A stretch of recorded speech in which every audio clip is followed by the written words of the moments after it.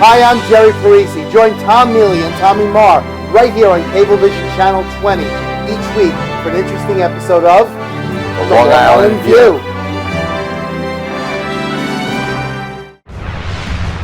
I am Tommy Marr, otherwise known as the Maverick Soul. and I am live in the Madhouse. For my show, Maverick Soul Hour. Come and join us. It's the place to be. Right here on Madhouse TV, Sunday nights at 8 o'clock Eastern Standard Time. And we will put you out to the entire world. You got that right.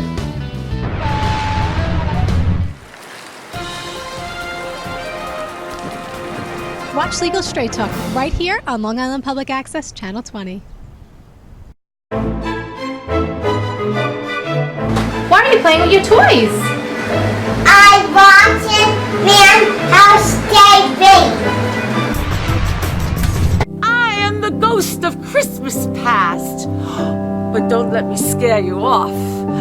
Come see Scrooge's Dream at the old Bethpage Village Restoration. Come, walk with me. I will not. Humbug.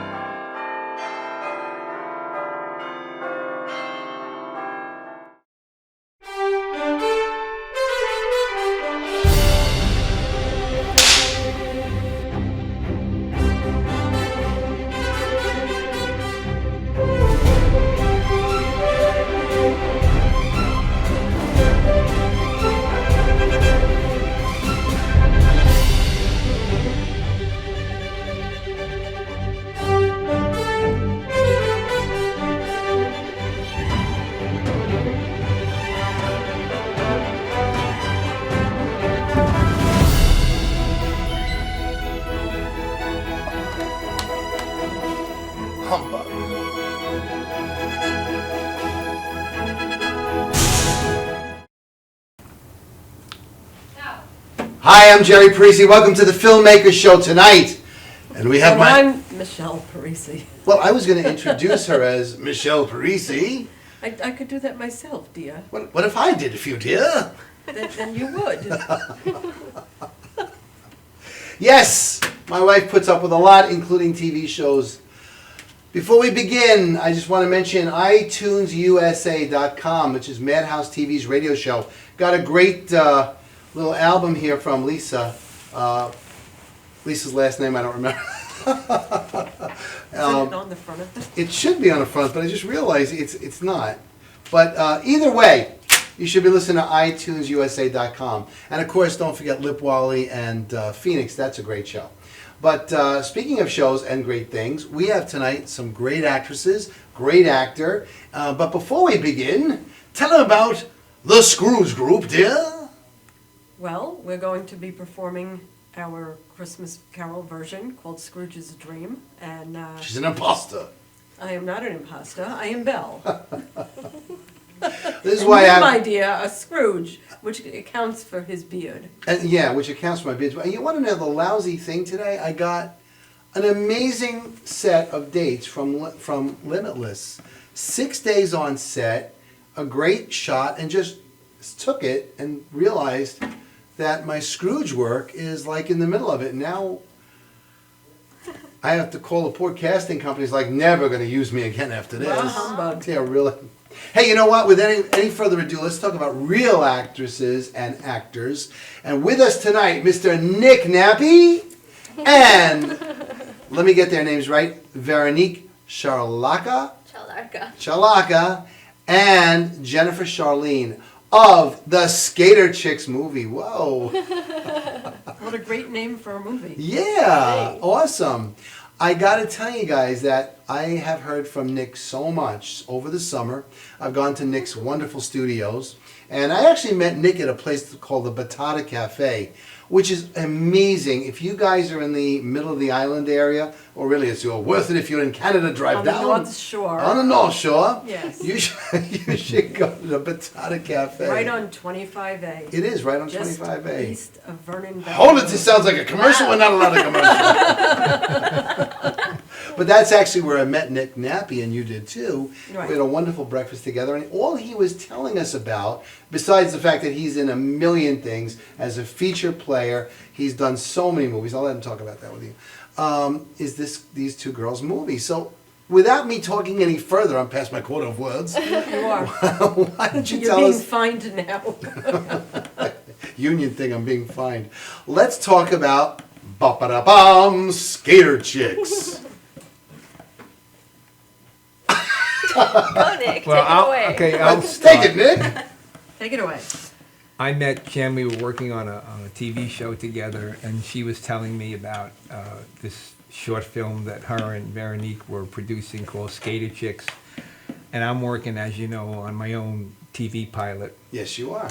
And so she asked me, I have a full production company. I formed that about 2 years ago. Right. I have all my own equipment and cameras and lenses and dollies. And beautiful studios, might I mention? And beautiful studios. So she asked me if I would film it, and I did. And I had a wonderful time. It's a great comedy. It's so funny. I mean, I couldn't stop laughing throughout the whole thing. And it's really the fact that they skateboard is kind of secondary to the comedic elements in the story. Watch them say it's a drama, Nick. Where you been? Of course, I would say rolling and action. I'd get everything mixed all up. backwards. But, they kind of said, oh, we'll put up with him. He's new. No, so that's the story. I want to let them talk. These are girls that are relatively new in the industry. They're very young. And, you know as well as I do that it's rare that two girls could write a whole short story, Yes. get and hire actors, get a production company, and actually have the thing come to fruition. We shot 6 or 7 hours. We've been editing for the last, I don't know, how long we've been editing? For a couple of weeks now. Sure. We've got it down to about 20 minutes, and we have to fine tune it. And it's a wonderful show. I think they should talk about it. Don't go Where was right it ahead. filmed? How many people go ahead and try to do this stuff and work years and years and never get anything? This is almost done. True. Where was it filmed? Mostly in Brooklyn and Manhattan. Uh-huh. The 5 boroughs. Did you have permits for this? Some places we did. We did all the paperwork, and we provided notices of filming, and so we Nice. made sure that everything was legit. yeah, The greatest exactly. city in the world when it comes to filming. Oh, yeah. I can't tell you, I don't know the ratio this week, but I know one thing, New York is blowing everybody away now. Do you know New York is actually shooting through holidays and weekends now? I love that. They cannot keep up with the demand. Everything's being shot in New York now. The amount of studios being built along Flushing Avenue, Everywhere. they're taking over malls. This is New York at its finest. Watch them run that other town called Hollywood right out the door. That small place. A tiny little place. But New York has a flavor. We got a lot of things here in New York. A Yeah. lot of very interesting people and the energy, so it's definitely a great place to film. New York is one of these non-stop places. That's the whole thing in a nutshell. It doesn't stop. And I don't know, and I can never really put down what it's like in California, but the reality is, from what I'm hearing, just on the different sets, is everybody's here now. And if you drive through Manhattan, every other few blocks is another movie being shot. Well, we were on East 83rd Street and 3rd Avenue, Uh-huh. Manhattan, and I think on 2 opposite corners there were camera crews. Yeah. That's Unbelievable. I mean, crazy. it was like, everywhere you go. You go into the parks, there's got all these guys running around with handheld cameras, and they're having people sign releases and everything. It's film capital of the world. I think Wow. it's great. I think Yeah. everyone feeds off of each other. Sure. And the more things that are happening, it motivates. It's a us tremendous more. motivation. But let's hear about Skater Chicks. What Tell do you us want to about hear? it. Well, How tell did us you- about the How movie. did you get the idea to do Well, this? Veronique and I met on a set, and she had mentioned that she skateboards, and I said, "Whoa, that's not too common for a female to skateboard. I mean, it's more common these days." But I always get excited when I meet another girl that can skate. 'cause Jenny's amazing It's so fun skater. to skate with the girl rather than the guys. It takes a lot of coordination. She has to tell you, though, that she's on her way tomorrow morning out to Hollywood. And I was too, because she Yes. said I could pack my bags and sit in So- her trunk. Can I go with you, be in your trunk? She's booked on I'll provide Tell them snacks. about the film that you're going to be working on. So Tell me- I'm going to be playing a skateboarder on a feature film called Skate God, Skate and God. that should be coming out. And you're sometime in SAG, of course. 2016. Yes. Obviously. That's the way it works. And how long have you been in Screen Actors Guild? I officially joined April 1st. Nice. Nice. And how long have you been in SAG? Since high school. Since high school. Nice. Yeah, but I kind of took some time off, so was Sure. in acting for a while and then came back. And Nick, you're only getting into high school now. So Yeah, I'm a freshman. He tells us the same thing every year. Yeah.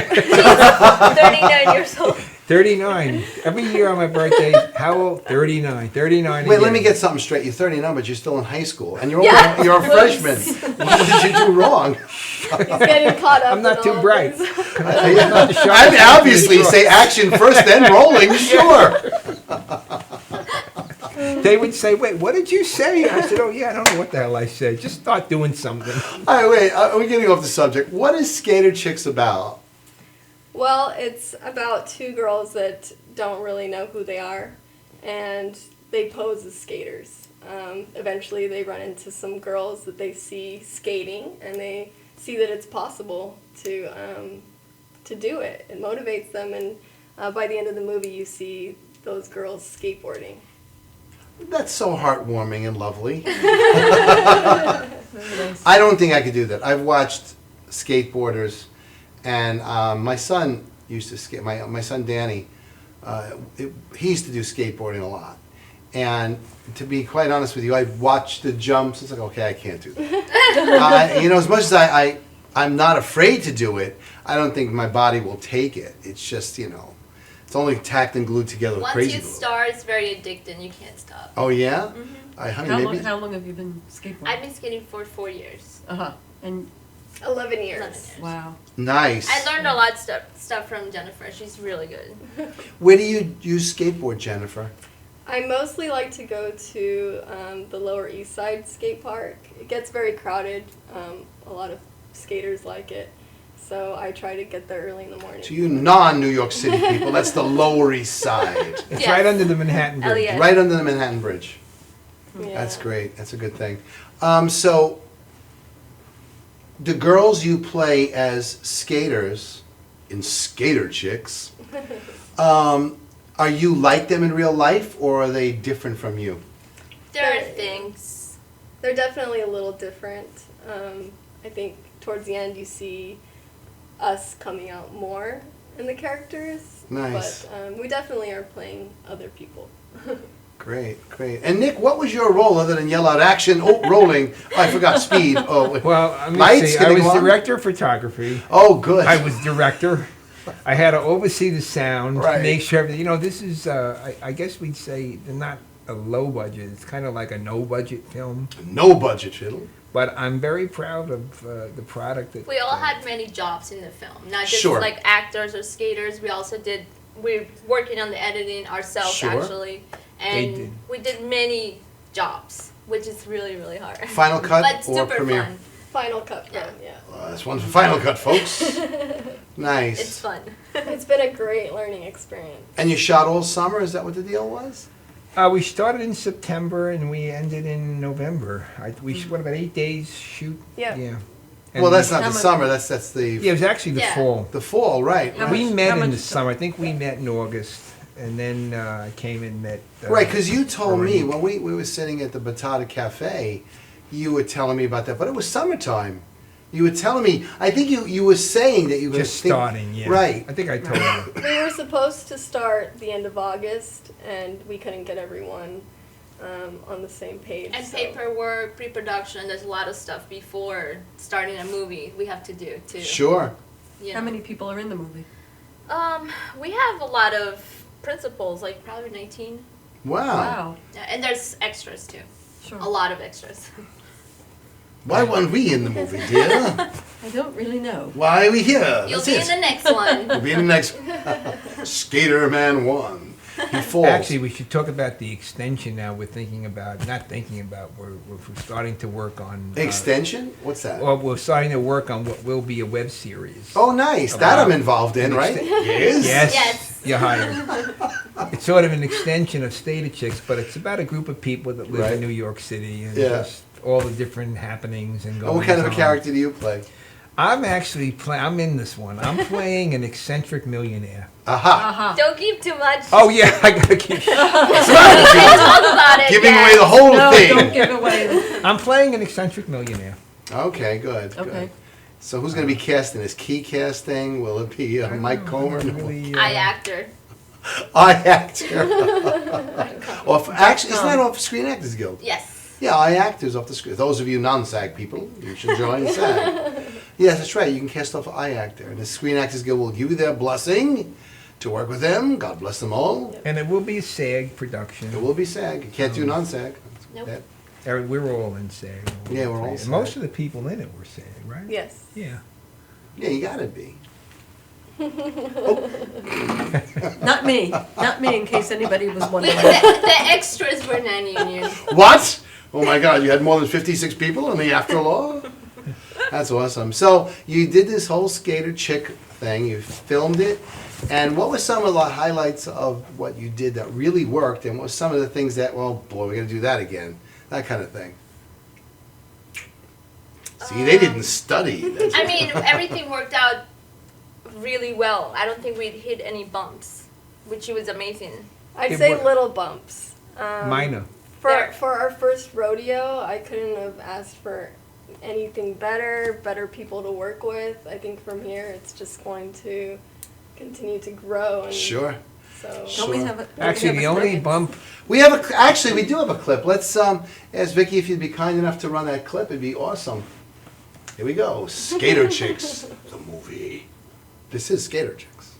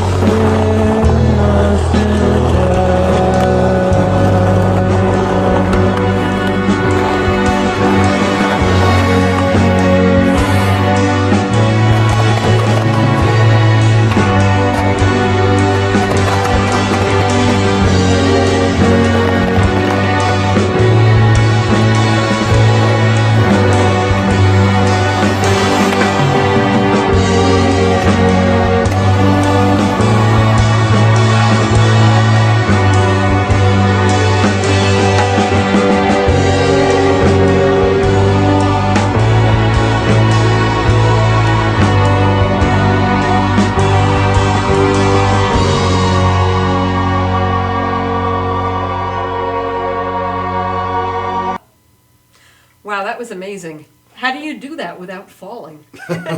well, it takes a lot of practice, and those are things that took years to learn how to do. So I would say about a year into it, you start trying more of the ollies and tricks. The first year, I would say, of practicing, you're just learning how to maneuver and balance. And do you fall a lot during that time? I would say more so, yeah. Later on, when you know what you're doing more, it's not as much falling, but in the But beginning, yeah, you do. Falling fall. is part of skateboarding, and also you learn to like manage pain. Oh. Yeah. Oh, In a way, you do, right? Well, I know that there's all sorts of equipment you have to wear, elbow guards and Oh. knee guards and stuff like that. Yeah, I mean, especially when you're doing something really high up, or a big pool that I don't know if you've seen skaters skating those yeah, big in a pools. swimming pool that's empty. Something that's like dangerous, and you know that you're newer at it. Definitely should wear a helmet, elbow pads. Right, now Nick, when you go skating, how do you do? I don't think He's so. been wanting to skate really bad. Actually, I may just get up See? next springtime. I See? may just get up on a board. He really wants to. Did He's you guys? not kidding. Did you guys see the one in Northport? The No. we No, I haven't have to had a take them. chance. The beautiful, the one, especially the one in East Northport. the one I on think- Melrose. Yeah, that's a beauty. Yeah. The I, one in, I would love to check that out. In So you April. guys grew up in New York City? No, I grew up in California, in Okay. Bakersfield. Hence, you're going back tomorrow with me in your trunk. Yeah. It's a small price to ask, please, just the trunk. And where did you grow up? I was born in Colombia, and I moved here when I was 13. Okay. And Nick, you grew up Brooklyn. You grew up in Brooklyn, right? I'm a Brooklyn boy. Yeah. Coney Island Avenue. I'm Wow. the only Long Island. I've been out here in Northport for 40 years now. I Do you guess. guys notice the attitude that New York City has, not just in the movie industry, advertising and music as well? That it's sort of like if you're around New York, like on Long Island or Jersey, or it's like if you're any good, you'd be here, not there. That very prevalent attitude. We'd rather use the Manhattanites than the Yeah. Long Island people. It's very prevalent. Do you notice that? I wish there was more work out here, though. Sometimes, you know. It's only a more- location. No matter what they do on Long Island, it's past the demarcation of the union, and the union says there's only two giant hubs, New York City and Hollywood. Otherwise, you're right out of luck if you're anywhere else. Yeah, That's it's where you gotta be. interesting. Well, you have that studio now in the old Grumman thing. They had that. Right. Right. Yeah. Yes, but that's still out of jurisdiction, Yeah. and that's the way it works. So what are you going to be doing back in California? Yeah, why don't you just get ready for that movie? She said. Yes, in January I will be filming for Skate God, which is the movie we mentioned. Skate God. Right, right, right. Yes. And you can check that out on IMDb. That should be coming out sometime later in 2016. And what are you gonna be doing next? I'm going to be working on the project with Jennifer and Nick, the one we're going to be doing next year. Nice. We can't talk about it. Right. We're starting to write it. Yes. We're going to write it. you Writing know, getting and- the ideas together, Yes. the characters. There will be some skating in it. I can say that. I'm up for the challenge. I went into my barber and I And your barber's gonna skate in No. it too. I'm not gonna cut your hair while said, I'm "What have you been up to?" skating. I said, "Well, I'm filming That'd be this. amazing. I'm filming the skater chicks." Oh, skater chicks, boy, these girls are wild. He's thinking skater, you know, when they rollerblade, Right. you know, they all Derby. knock each other and they Yeah. start fighting. I said, "No, these are like lovely girls. I don't know what you're talking about." But You they know. still knock you over. If you Although know. roller derby's pretty cool. There are actually very few female skateboarders. You go to we filmed actually at a party, a skateboard party, and it is mostly men. You know. Wow. Yeah. So you must be like the talk of the town. Every guy's eyes must be on both of you. Like, we want them.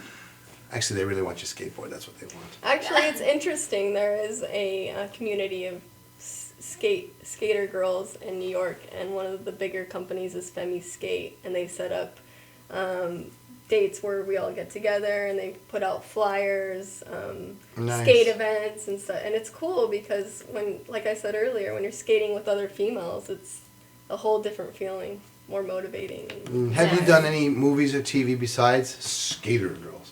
I know this is your first rodeo as yourselves, but have you ever done some of the other things?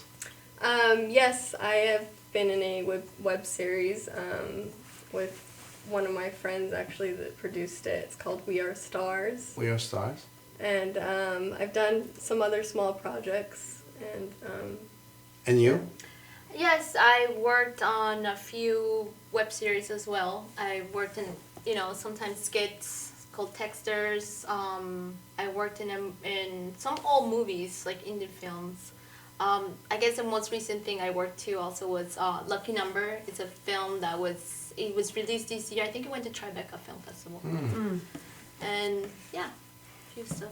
And Nick stars next to Marlon Brando. And Well, all this. no, I have to tell you, I am a swing dancer.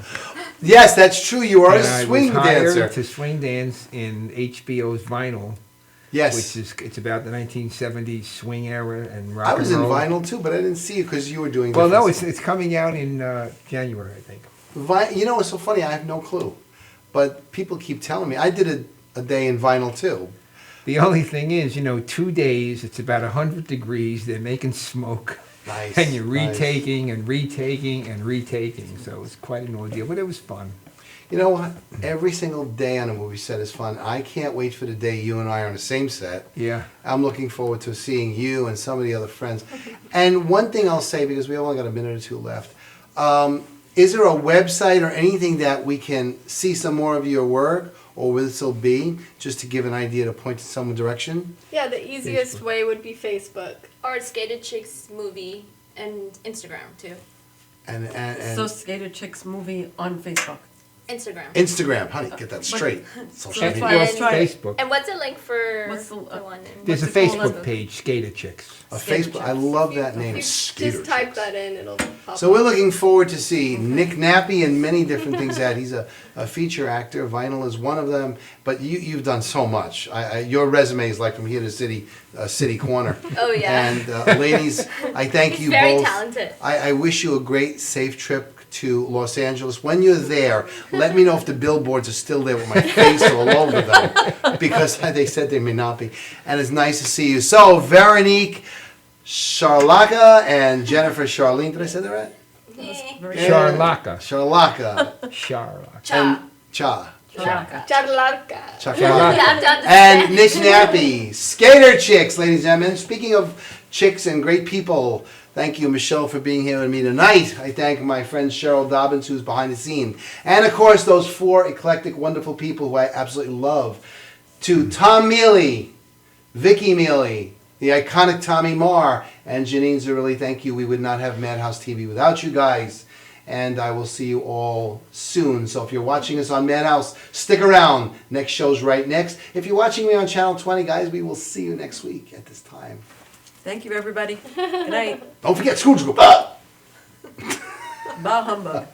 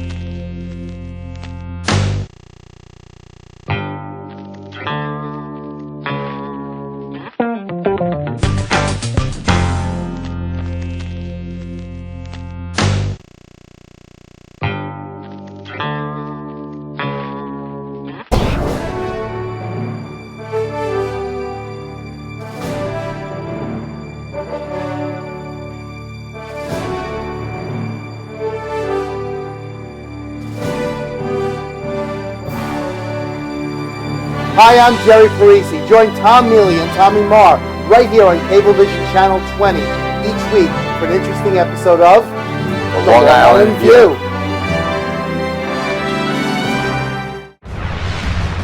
I am Tommy Marr, Otherwise known as the Maverick Soul. and I am live in the Madhouse. For my show, the Maverick Soul Hour. Come and join us. It's the place to be. Right here on Madhouse TV, Sunday nights at 8 o'clock Eastern Standard Time. And we will put you out to the entire world. You got that right.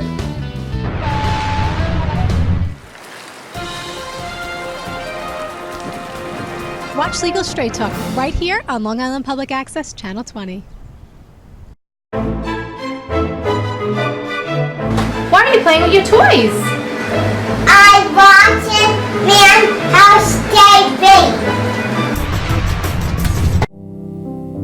To the founder of the feast, Mr. Scrooge. Founder of the feast, indeed. I wish I had him here to give him a piece of my mind. We'd like to invite you to bring your family to meet our family in Scrooge's Dream.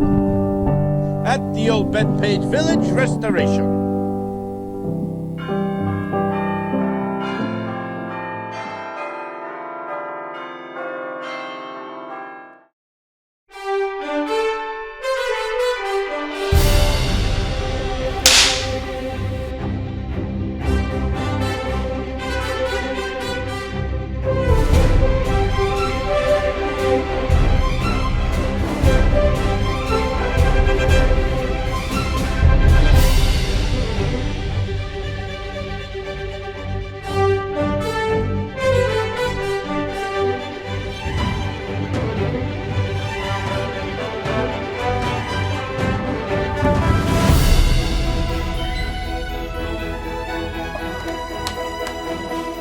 Humbug.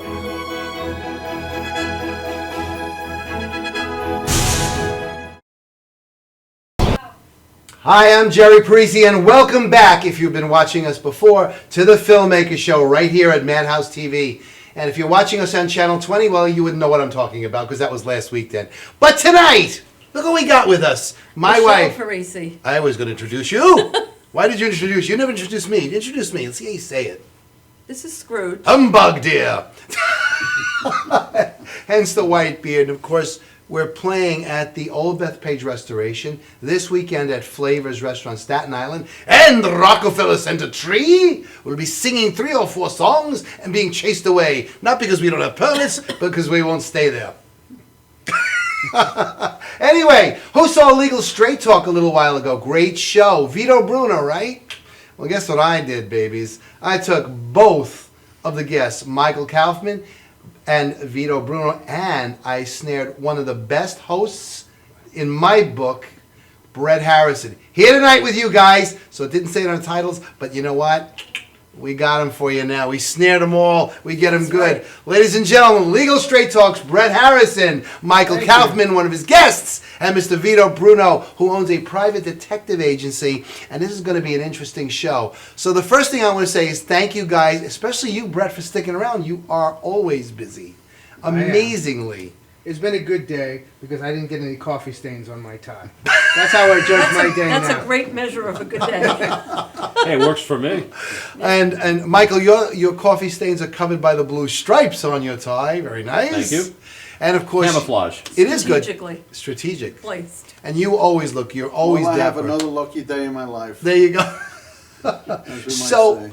we got you 3 here, and okay, so let's talk about what you guys did tonight on Legal Straight Talk, and talk a little bit about Legal Straight Talk, which in my business, in my book, is one of my favorite shows. I could sit and watch it for hours. You really learn a lot from you attorneys, and especially you, a detective. I think the great thing about his show is that he makes it for people to understand. Yeah, that's And- part Well, that's of why it. we call it legal straight talk. That's We right. try to take the legalese, however you spell that word, out of the legal. So what I mean by that, I try to take you behind the scenes, talk to you in plain English. Almost as if if you were a plumber or a mechanic and you talked in your lingo, I'd have no idea what you're talking about. I would say, just tell it to me in plain English. And that's what I try to do. I try to take people behind the scenes. What really is going on? What is the attorney thinking?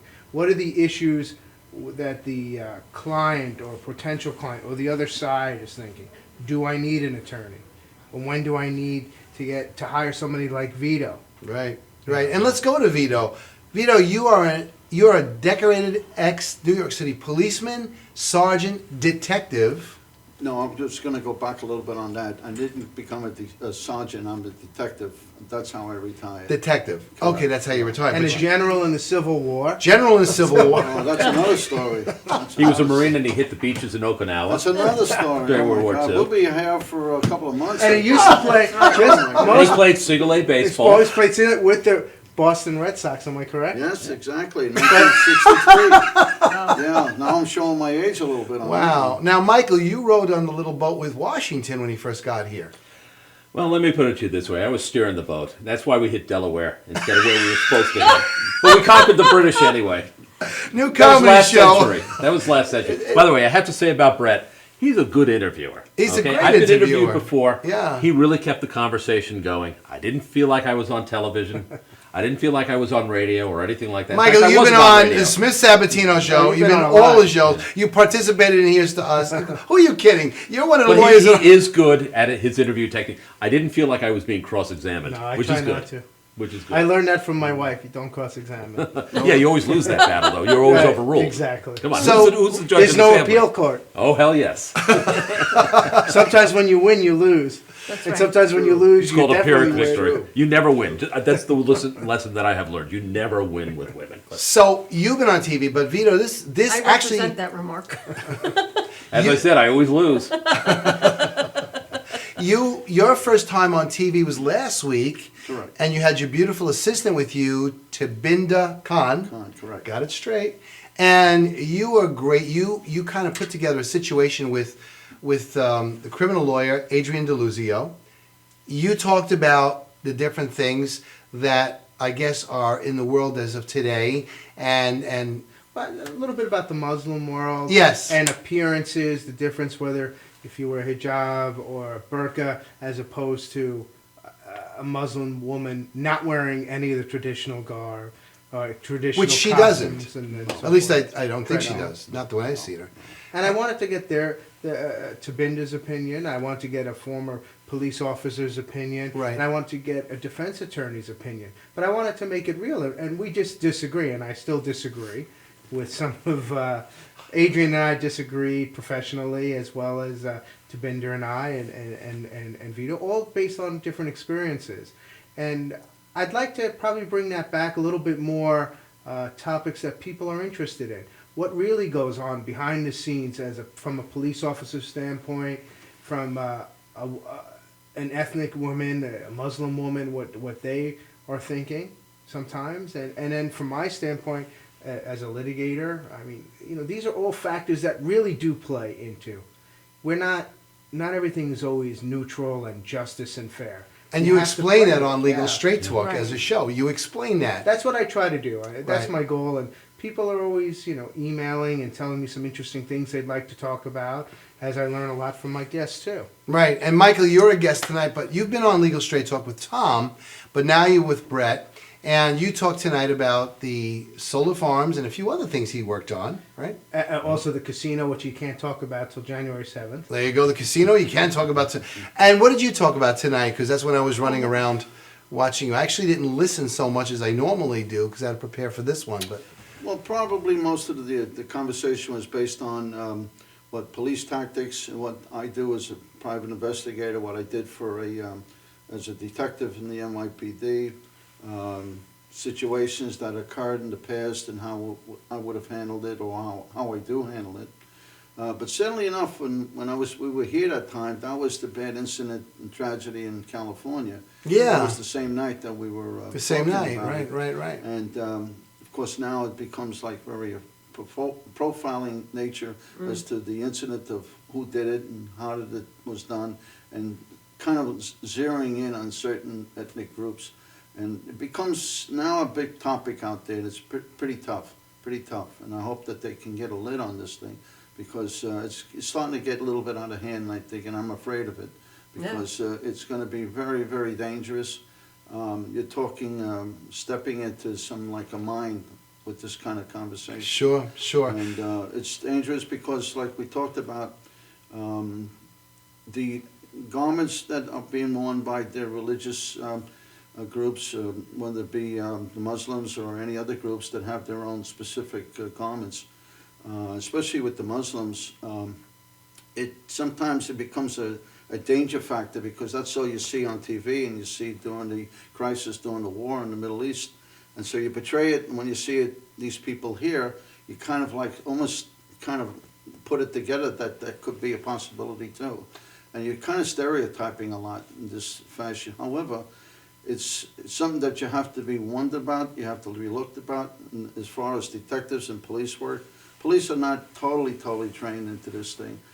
This is a whole new segment of police work now. You know, France is dealing with that particular issue also. They've been having a lot of controversy about the dress that people wear. They've actually passed laws in the past, right. In the last, say, 5 years or so, trying to basically have Muslim women basically take off the gear that hides their faces, to try and essentially to try and have them assimilate. And some of it's been successful and some of it is not. Right. So they're going through some of the battles, or they have been going through some of the battles that we're probably going to be facing here. So I let me guess bring it- this. I'm sorry. I guess it gets difficult when it's based on certain religious beliefs Yeah. and cultural beliefs. Yeah, and that's the problem. And You want to know what? I got to say this, and we want to bring this back into how you both translated so well into legal straight talk. First of all, I did an ad years ago, a comp ad for Playboy, and here's what I did. Try to visual this. It was a spread. The first picture had Mount Rushmore, right? And in front of it, it had a blue tarp. So you saw a side of a face, a side of the hair, a side of the other face, and the bottom, right? Blue tarp covering it. Next, I used a picture of the Grand Canyon. And in the middle of the canyon, there was a blue tarp. And you couldn't see the beauty of that. The next thing I did was had a picture of a girl wearing clothing. Same thing. You lose all the beauty. Now, you have a thing for blue tarps? No, I have a thing for clothing. Girls shouldn't wear it. But beyond that, what? Here comes the punch. Watch. Boom. Beyond that, the reality is this: people who can't see in that don't know what's going on, and that, like I mentioned to you last week off camera on Legal Straight Talk, my Mustang had black tint on it, and it's the same thing. A policeman doesn't know what he's encountering when he comes up to look at something because that's it. But let's get back to Legal Straight Talk, the show that's got 55,000 viewers, I'm proud to say, as in the first show that of the Channel 20/Madhouse studio situation that went on to prime time. How does that all translate as two guests that came onto his show? How do you make the people understand from your point of view what Brett does and brings it down to parlor talk?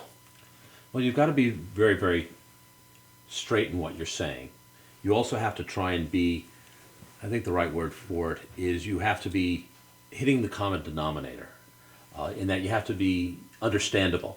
I could talk technical all over the place. I was talking about solar power, for example. I could talk about kilowatt hours. I could talk about feed-in tariffs. I could talk about megawatts. I could talk about multi-megawatts. Okay, I could talk about solar farms, technical language. Nobody wants to hear that unless you're in a lecture hall or something like that. You've got to be able to make it understandable. I've been on enough shows that I understand that, and then he makes it very, very easy. He was hitting me with good questions that were easily answered in a way that, you know, the audience could understand. I could get the point across, so I could explain what a megawatt was, which is, you know, 100,000 kilowatts, which actually is the wrong number. And Vito, as a detective, I heard you talking about the unmarked cabs and the anti-crime units. I remember those growing up in Ridgewood, Queens, out of the 104th precinct that I lived, and Danny Austin and Phil Riesdorf, great detectives back then, used to drive in those. I could just go back a little bit on that story that I told quickly. I was working at the Crime Plainclothes Division, and we were following two individuals that we kind of suspected that they were going to look for their prey, being an elderly person or someone handicapped that they can attack and rob them. And we followed them for quite a while and had teams also, and I was in the cab, and we finally decided that these two are going to hit this particular woman, our assumption anyway, and they did. But she went into a building, and the detectives that I called, now that I told them to go into the building, and I was about a block back, and all of a sudden the back door opens up, and an elderly woman sat in the seat. And I looked behind me, and I said, "Miss," and she said, "I want to be taken to a certain address." And I said, "This is not a cab." this is a police car. And she said to me, listen to me, take me to this address. Where's your license? And I said, oh, well, I'm going to have a problem here. And I said, miss, you got to get out of the car. This could be dangerous. She said, no. And she insisted that I take her to this location. I said, well, you're going to come with me first. So I didn't get her into a view of any criminal thing. They caught and apprehended the two individuals inside the building, and thank God no harm was done to the lady inside. But then finally when they came out, and then she realized that it was the case, she said, but I still like for you to take me to this location. And where's your hack license? So I guess I was reported to the taxi bureau. But I did take her to the location. It was not far from Did you charge her? the area. No, I didn't. No, I didn't. So you took this woman, but so I did a very religious thing, and I felt so good in my heart that I did the right thing. She didn't that seem to day. appreciate it. She probably submitted my name to the taxi bureau. They said, I don't have any name like that. Yeah, where was your picture and stuff like that? Right. But you know, things like that in a funny atmosphere that sometimes do happen. I in my heard, particular work. and I'll ask you about it, how we tie that in a second, but I heard from many times, especially because of 9/11, two different things. I heard that people said, thank God it happened in New York, because only New York could have cleaned up what happened as rapidly as it did. True or false? Oh, I agree with that. Okay. And the second thing I had heard, because there are 39,000 New York City policemen in just the 5 boroughs, correct? The numbers could, level depending on the 36,000 county. now, whatever. Yeah. Biggest police department in the world? In the world, I don't know for sure, but I could say in the United States it is. Without a doubt, the New York Yeah. City. And unlimited resources, they say the New York City Police Department is. What they want, they can have, and on a moment's I notice. have 23 years of police work. I enjoyed it tremendously. The training that I got was specific in many different degrees. When I got promoted to detective and I was eventually put into the Manhattan District Attorney's Office, the cases were high profile at that time, and I enjoyed every step of the way, and I worked with some great investigators. So I did see a lot out there in my 23 years, basically. And but there's always something new that I haven't seen. But I haven't seen that. That's what I'm saying. So since I retired in 1991, I went right into private investigative work. And it's similar in some degree, but I don't have the footsteps that you would have as a police officer or detective. I'm close to it. And that's when we have to stop. Now, when you came on Legal Straight Talk, you were able to translate what you just said to me into simple language that Brett was able to understand. And Brett, everybody loves the way you interview. Yeah, he's good. You're very good. And I hear it because... Thank you. Because I hear it. Now, let me ask you this. Where and how and why did you get this skill? I guess being an attorney or growing up in a family where you can't always get your 2 cents in, you learn that you have to listen and pick your spots. And I think it's just a skill sometimes that in order to make our clients comfortable, a lot of times you have to get their story, understand their background. I guess similar to Vito. You want to understand their background, what their angle is. And then I try to translate that to me is what will our audience not only just find interesting, but informative. Right. Instead of telling them how good an attorney you are, you see all these commercials with this craziness. People don't want to hear how many victories, how many this, how many that. They want to know, what are you going to do for me? That's Sure. great. So let's get, people want now, just like now even Trump, you see, people a lot of times respond to him because he's trying to essentially take out the politics, even though it is politics, and he tells people what they're thinking, what they're questioning, and what they want to hear sometimes, and he's not sugarcoating it. So I think you have to take yourself down. A lot of people's perception is that attorneys put themselves up here and they talk down to people, which I think is horrible in and of itself. And I think a lot of times that shows a weakness of an attorney, maybe even a lack of confidence, because they want to confuse the person, make them feel not smart if they ask a question, which you'll never really get effective counsel, and you'll never really understand what people's tolerance to continue on a case, what they can and can't do, what their family situation is. And I also just have a general interest in people. Interesting. So we have one successful show and the type of people who come on to the show.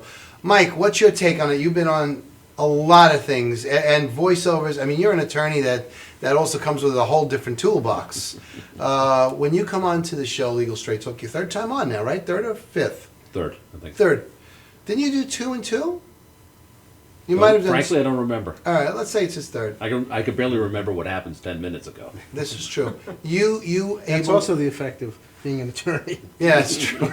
Selective forgetting. You're able to skew. You play off him very well. You're able to skew what you need him to ask you back. Well, part of being on a show like this is a little bit of preparation. I prepared for it. Right. I had an idea of where I wanted to go, and I talked with Brett a little bit before the show, and I basically told him this is where I'm trying to go. And really, this is the technique of a radio show or a television show or something like that. You don't necessarily want to have a host who doesn't know what's going on. He may not be able to ask the right questions. I, for example, frankly, I wrote down a bunch of questions for Brett to look at to understand where I was going to be coming from. And then he was able to take those questions and also some of the stuff that we'd been talking about off camera, and he was able to basically put them into his own style and basically get a conversation going, because that's what it was. At the same time, frankly, I recognize a good litigator, and he wasn't cross-examining or anything like that, but he was able to understand what was going on, and he listened, which is what a good litigator does. And we were able to have a very effective conversation. Darling, are you a good litigator? She doesn't listen to you, that's why. I think I am. And I've been sharpening my skills. Yeah, she's getting tough now. I can't have an argument with her at 1:35 in the morning anymore. Thanks for keeping me awake last night, dear. Jerry, as litigators, I won't even have go often- there. No. As litigators know, you never win with the wife. No, you never win with the wife. Okay, So but this one's a basically, tough preparation way. is key Preparation. for something like this. And again, I told Brett, basically where I wanted to go on a lot of this stuff, and he has the skill set to make it a good show, a Compliment conversation. you, right. All it was a conversation, and it just kept on flowing. That's what I like. I like to tell people sometimes a lot of people come, how am I going to talk for half an hour? How am I going to do this for 10 minutes, 30 minutes? And they bring this 5-page outline or 10. Some people have one, thank God. And they try to hand me it, and I'll look at it, and then I'll say, let's just put it away. Yeah, I you said, do. let's just you and I talk like we're having a corned beef sandwich, or actually, if my wife is watching, a Caesar salad with chicken. And without dressing. Without no croutons. And I think that's part of it. Being able to listen. Also, you got to have fun. Oh You have to yeah, have a this sense is a lot of humor, fun. You know what I love about it? First of all, if you look at the studios, and we have beautiful studios here, Tommy and Vicky and Tommy, Janine. Mar and Janine. The place is impeccable. There's not, you can eat off the floor. It's gorgeous.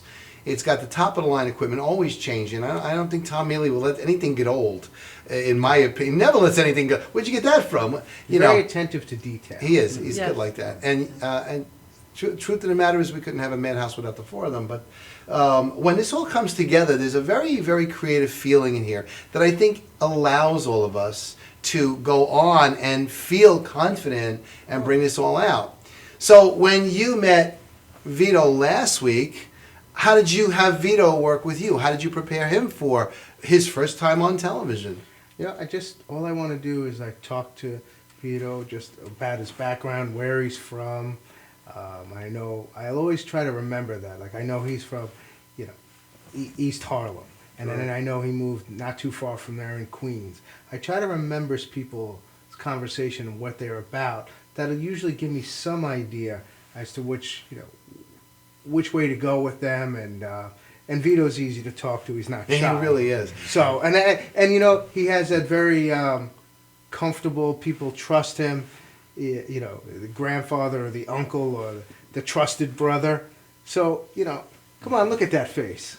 How could you not trust him? Would you buy a car from a guy by the name of Vito? You might not have a choice. You have no choice. Vito, did you come today to Legal Straight Talk with a story or two that you wanted to say? Was it on your mind, like something happened in your detective agency? Well, we've had a numerous amount of types of good cases that you can talk about, some I can't, but some of the cases that I always like to talk about is sometimes when you have surveillance and you're following someone And it's pretty tough. Surveillance is probably one of the hardest things to do. And I've done it many, many times. And sometimes, ironically, you lose the person in the traffic, or the person is just... But you don't have like 3 or 4 police cars, like down a block when you're gonna make a left, there's another one waiting, and then he's gonna make a right, and then somebody else is gonna. That's on TV. That's on I was TV. gonna say, it's nothing like television. That's TV. That's all TV. This is a single car, right? Yeah, it's a single car, and the only thing, but we do a lot of times, if we could promote the GPS part and we can zero in from the computer, finding out where the cars are going. So a lot of times, this is the new technology they have today. Yeah, the tracking devices. Yeah, that zooms in on these type of things. So even from home, I could find out exactly where you are. Or the phones. Or the Remember, phones. if you can get so somebody's the phone. technology's gone beyond. Yeah, it's amazing. beyond. I could probably go on easy for another hour because I would, first of all, accuse you, Michael, of getting rid of half the nude beaches on Long Island. Thank you very much.